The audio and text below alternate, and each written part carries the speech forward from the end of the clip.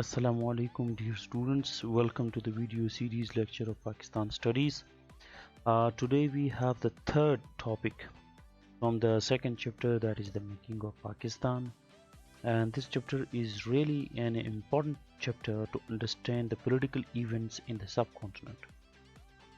Before this chapter we have done the Pakistan Resolution 1940, which was also called the Lahore Resolution, where the Muslims firmly decided to have their separate homeland where they could practice all their religious, political, social and economic rights.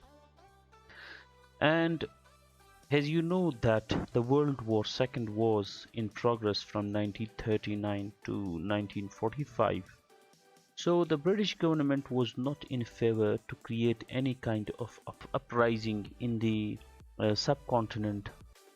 Therefore, they decided that Sir Richard Cripps may be sent to India to decide the political matters in the subcontinent, and to bring both the political parties of the Muslim League and Congress on the same page. So let's begin with the start of the Cripps mission. Basically, understanding the Cripps mission, it is very important to know that from 1936 to 1944, Mr. Lord Linlithgow was the Viceroy of India during this period, and he presented his August formula, that is called the August Offer. Basically, the main aim of this August Offer was to bring the political parties closer to the British government. He proposed that the representative Indian body would be constituted, where Indian would be given chance to participate in this body, and this body would formulate suggestion for the future constitution of India. Secondly, he said that the executive council would be expanded. By expansion he meant that the Indians would be given chance to participate in the executive council. As before, there was no single member from India in the executive council, and most of the officers were taken from the British government. Third, he proposed that the minorities would be given total protection. This was a good sign for the Muslim League, but the said point was criticized by the members of the Congress. Besides, the British Labour Party was ruling from 1940 to 45 in the Britain, and the Labour Party ministers and the moderate conservatives were in favor of Indian progress.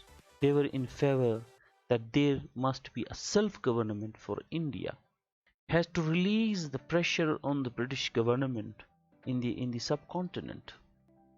However, Sir Churchill, who was the Prime Minister of Britain, was totally against the British cooperation with the Indians and the phenomenon of self-government, because he wanted the strong rule of British in the India, and he wanted that the British may work firmly, and the dismantling of the British Empire was not acceptable before him. On the other hand, the US and other allies of the World War II with the Britain has pressurized the British government that Japanese forces are advancing in the Southeast Asia, and losing the subcontinent would be a great threat for all allies. So the British must maintain their firm hold in the subcontinent against the Japanese and other Axis powers. Moving ahead, the British government sent the Sir Richard Stafford Cripps to India. He was a British Labour Party politician, barrister and diplomat, and he was actively supporting the cause of the Labour Party in the subcontinent. as he knew that British, being a part of the Allies campaign, is fighting against the Axis, and the hold of the British on the Indian land is very important for the British government. So it needs the political support of both the political parties, that is the Muslim League and the Indian National Congress. The Axis power was exceeding their limits in the Southeast Asia. So the British had a great fear of their advance. We can see on the map that how the Japanese progressed towards the subcontinent. This is Japan. Now from here the forces moved and they were invading all the countries coming in their way, from Thailand to Burma, and then the target was India, where the British had a strong rule in the South Asia. Sir Richard Stafford Cripps wanted the political support of Indian political parties. He wanted that the Congress and Muslim League must cooperate with the British government during this war era.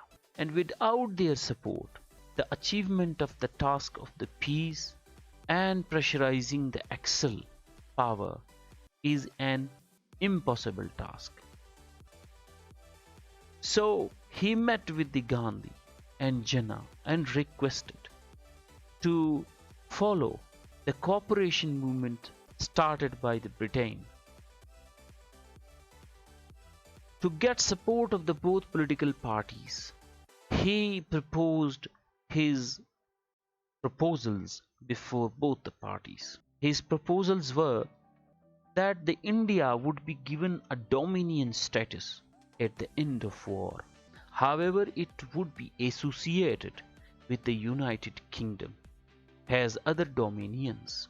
This point was strongly rejected by the Congress, because Congress wanted an independent in India where the Congress can rule and represent the India as a majority party.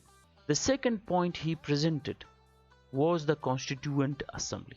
He said that a Constituent Assembly would be constituted where all would be given chance to participate in this Constituent Assembly.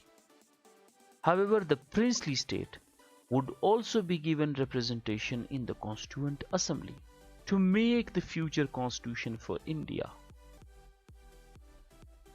He said that the provinces would also be entitled to create their own separate union if they are not willing with the union what was created by the British government. This point was also criticized by the Congress, because Congress was not in favor of giving any power to the minorities or division of the India.